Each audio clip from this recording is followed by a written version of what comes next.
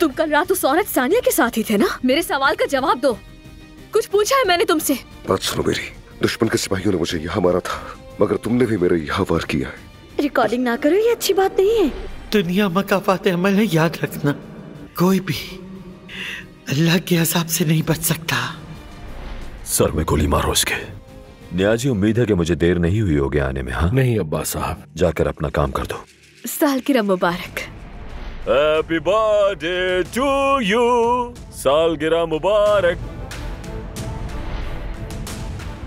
दरअसल हम अदनान साहब को हिरासत में लेने आए। तोलगान ओज़गिश के कत्ल के हवाले से इन्हें हिरासत में लेना है। कल उसकी लाश कचरे के ढेर से मिली और मुझे अदनान साहब की गाड़ी के डैशबोर्ड से ये पिस्टल मिली है।